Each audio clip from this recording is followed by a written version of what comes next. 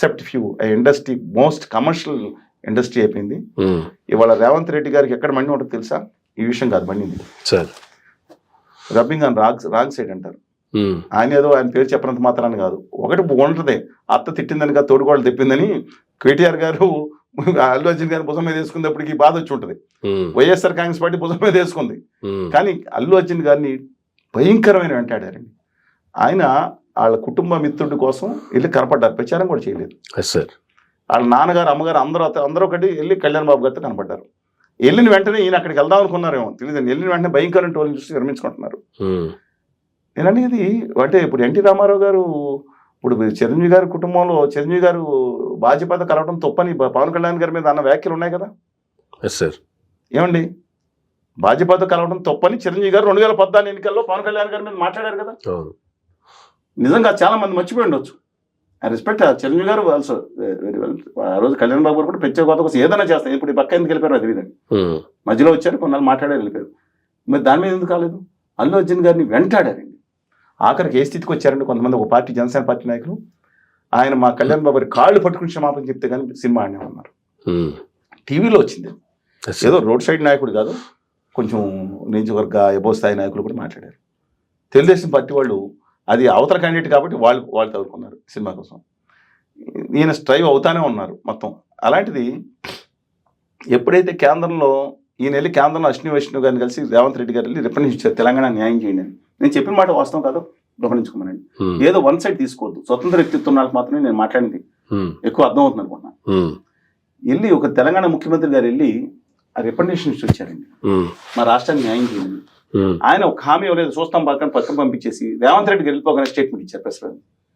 ఇలా అల్లు అర్జున్ గారికి అరెస్ట్ చేయడం తప్పని. ఇంకా మీకేం పని లేదండి, ఆంధ్రప్రదేశ్కి సర్వనాశనం చేస్తూ ఉంటూ హామీలు అమలు చేయకుండా ఇవాళ ఆ కేకే జోన్ తీసేసి కేకే లైన్ అది తీసేసి వరిసెలు కలిపేస్తానని చెప్పి అడ్డంగా ఏంటని మిగతాది ఇచ్చేది అత్యధిక ఆదాయం వచ్చే రాయగఢ డివిజన్ ఏమో ఒరేసీకి ఇచ్చేసామని ప్రకటించేసి ఇన్నేళ్ళు అయింది.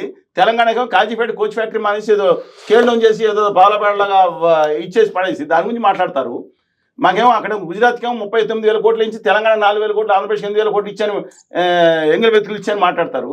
ఈ విషయంలో మాత్రం నిమిషంలో పాపం అల్లు అర్జున్ గారు కావాలని చేసి ఉండరు, ఇది ఆళ్ళకి ఇచ్చారు. అల్లు అర్జున్ గారు తెలియకుండానే రాజకీయ పార్టీ కుట్రలో బలైపోయారు పాపం అర్జున్ గారు ఇచ్చారు. తర్వాత వెంటనే బయట రాగానే కృష్ణరెడ్డి గారు ప్రత్యేకత ఇస్తే దేశంలో అశాంతి వస్తుందని మాట్లాడిన కృష్ణరెడ్డి గారు వెంటనే అల్లు అర్జున్ గారి దాంట్లో మాత్రం వెంటనే స్పందించారు.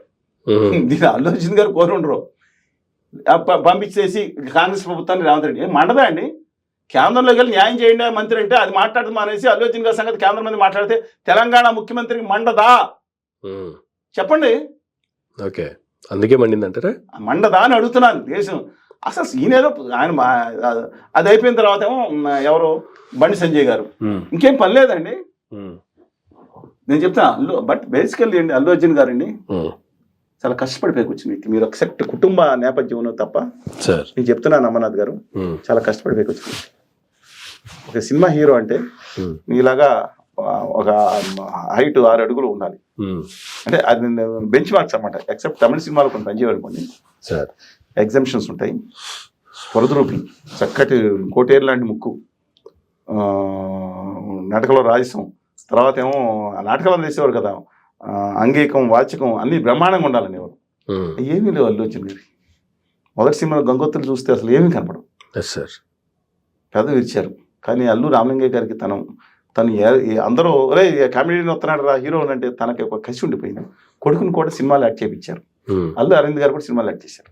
ఓకే, మనల్ని ఒక హీరో చేయాలి తను అనే కోరిక అందులో చాలా గట్టిగా ఉంది. అందుకని ఏదో మొత్తానికి ఆ రోజు రాఘవేంద్ర రెడ్డి గారు తర్వాత రెండో సినిమా నుంచి కష్టపడ్డాడండి అల్లు అరవింద్ గారు. తనకంటూ ఆ వాచకం కూడా అంటే టోన్ కూడా ఇప్పుడు ఏం చేస్తారండి, ఇప్పుడు ఎన్టీ రామారావు గారు, చిరంజీవి గారు, రామచంద్ర గారు వాయిస్ మాత్రం ఉంటుంది. జూనియర్ గారు ఇంప్రూవ్ చేసుకున్నారు.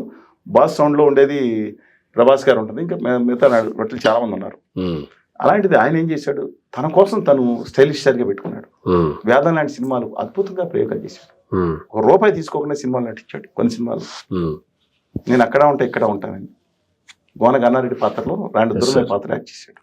చూశారు కదా, డబ్బు తీసుకొని అన్నట్టు సినిమాలు. అట్లాంటిది అలాంటి కష్టపడి పైకి వచ్చాడు.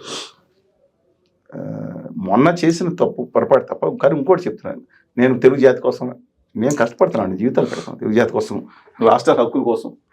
ఒకటి చెప్తున్నాను, ఒకటి మాత్రం షూర్, దేశ చరిత్రలో హైయెస్ట్ కలెక్షన్స్ వచ్చిన హిందీ సినిమాలో, ఇండియా లోపల అని చెప్తున్నాను, ఇండియా లోపల హైయెస్ట్ కలెక్షన్ వచ్చిన సినిమా ఇవాళ పుష్ప 2. నమ్మట్లేదు, నెట్లో కొట్టుకోండి. దాదాపు 719 కోట్లు దాటిన తర్వాత 800 కోట్లకి వెళ్ళిపోతుంటే ఒక ప్రయత్నం చేస్తాను. ఆయన అరెస్ట్ అయిన వెంటనే deputy chief minister of Andhra Pradesh governor Kalyan Babu గారి హ్యాండిల్ నుంచి వచ్చిన మెసేజ్ ఏంటంటే, సపోర్ట్ కాదు, డే బై డే కలిసి ఉంటే నిలబడతాం లేకపోతే పడిపోతాం అని. దాని కింద మళ్ళీ యాడ్ చేశారు వేరే. అది ఎలా ఆయన ఫ్యాన్స్కి మండినట్టు ఈయన మాట్లాడినప్పుడు ఆయన ఫ్యాన్స్కి మండినట్టే, అలాంటి వచ్చినప్పుడు వీళ్ళకి బాధగా ఉంటుంది, వ్యక్తిగతంగా బాధగా ఉంటుంది. ఆయన కనీసం బయలుదేరారు, మళ్ళీ న్యూస్ రిలీజ్ పరామర్శకు వస్తున్నారు అని హెలికాప్టర్ న్యూస్లో మాత్రం అన్ని వచ్చేసింది. పుండు మీద కారణం జరిగినట్టు ఉంటుంది కొంతమంది. స్టిల్ ఇప్పటికీ ఇంకా ఫ్లైట్ రాలే మరి. సరే, అది వేరే సంగతి అండి, ఎవరు రిలీజ్ చేశారు. సరే, ఆ పవన్ కళ్యాణ్ గారు చెప్పి ఇలా చేయించండి, నమ్మనండి అది కూడా అని చెప్పి చేయించారనేది తీసి పక్కన పెడితే, గతంలో జగన్మోహన్ రెడ్డి గారితో భేటీ అయినప్పుడు చిరంజీవి గారు ఆయన హుందాతనంగా ఆయన దండం పెట్టి మాట్లాడిన దానికి, పవన్ కళ్యాణ్ గారు మాట్లాడిన మాటలు కావచ్చు, ఆ తర్వాత వేరే ఫంక్షన్లో చిరంజీవి గారు చేసిన కామెంట్లు కావచ్చు, సినిమాల మీద సినిమా అనేది చిన్న పరిశ్రమ మీద పిచ్చుకు మీద బ్రహ్మాస్త్రాలు ఏంది అని ఆయన మాట్లాడిన మాటలు, ఆ తర్వాత గవర్నమెంట్ మారిపోయిన తర్వాత బన్నీవాసు గారు ఆయన చేసినటువంటి కామెంట్లు, అన్నొచ్చి దండం పెడితే తమ్ముడొచ్చి పిండం పెట్టాడని చేసినటువంటి వ్యాఖ్యలు ఇప్పుడు బాగా వైరల్ అవుతున్నాయి. అప్పుడు అంత వైరల్ అయినవి లేదో తెలియదు, కానీ ఇప్పుడు బాగా వైరల్ అవుతున్నాయి. కానీ ఆ రోజు అంతగా స్పందించినటువంటి మెగా ఫ్యామిలీ కావచ్చు, మెగా ఫ్యామిలీని అభిమానించేటువంటి ప్రొడ్యూసర్స్ కావచ్చు, ఈరోజు ఆ ఫ్యామిలీలో అంత జరుగుతున్నా ఆ ఫ్యామిలీ చుట్టూ తిరుగుతూ ఇండస్ట్రీ వర్సెస్ గవర్నమెంట్గా ఇష్యూగా మారిపోయినా ఒక్కరు దాని మీద స్పందించట్లేదు, ఒక్కరు దాని మీద ఖండించట్లేదు, దాని మీద మాట్లాడట్లేదు. ఎందుకంటే నాగబాబు గారు అందరూ బన్నీ గారి ఇంటికి వచ్చి దాన్ని అదే అడుగుతున్నారు అందరూ. సినిమా పరిశ్రమలో కొంతమంది అక్కడికి వెళ్ళొచ్చి ఉంటారు, అందరూ ఈయనకి ఒక 6 గంటలు జైల్లో ఉంటేనే అందరూ వెళ్ళొచ్చారే, మరి వాళ్ళ దగ్గరికి ఎందుకు వెళ్ళలేదు, సినిమా విషయంలో కదా చనిపోయింది అని అడిగే ప్రశ్నకి వ్యాలిడ్ క్వశ్చన్ అండి, అది వ్యాలిడ్ క్వశ్చన్. అది మనం న్యాయ ప్రకారం అన్నీ మాట్లాడదాం. కానీ ఒకటి నేను ఇంతకుముందు కూడా అన్నానండి, సినిమా పరిశ్రమలో వస్తున్నారని గజగజగజలాడి కొనిపోయి అందరినీ పాహిమా అనే పరిస్థితి లేకుండా చేసిన 2 వ్యక్తులు, ఒక జగన్మోహన్ రెడ్డి గారు, రెండోది రేవంత్ రెడ్డి గారు. అంటే వాళ్ళని బాధపడమంటలా, దానికేమో ఆయన నడిపించాడని ఒకళ్ళంటే, జగన్ గారు కూడా కారు అక్కడ ఆపేసుకుంటారు, చాలాసార్లు ఆపేసుకుని నడిచి వస్తారు, దాంట్లో మిగతా వాళ్ళు కాదు అని వాళ్ళ ఉద్దేశం. వంగి నమస్కారాలు పెట్టారంటే ఈ నమస్కారాలు 2 కంపేర్ చేస్తున్నారు, ఇలా వంగిపోయి నమస్కారాలు పెడతాం, ఆ రోజు మీ న్యాయం చేయండి అనటం. ఇది రాజకీయ నాయకులు they shown the supremacy. NT Rama Rao గారు చెప్పిన రివర్స్ ఇది. ఎన్టీ రామారావు గారు చెన్నారెడ్డి గారి దగ్గర, కేంద్రంలో ఉన్న ఇందిరాగాంధీ గారి దగ్గర కొంచెం అవమానంగా ఫీల్ అయ్యారని ఎవరు చెప్తారు. నాకు పాత తరంలో ఉండే ఒక ఆయన ఉండేవారు అనుకోండి, చనిపోయారు ప్రొడ్యూసర్. అది కాకుండా తెలుగు జాతికి అన్యాయం జరుగుతుందనే భావన main aspiration, any side he has shown. Politician ఎవరైనా సరే ప్రజా బాహుళ్యం ఉన్న సినిమా నటుల్ని నిర్లక్ష్యం చేయకూడదు. ఆడే ఉంది మొహాన్ని వేషాలు వేసుకునేవాడు అన్నా చూసారా, అవి కాదని నిరూపించాడు.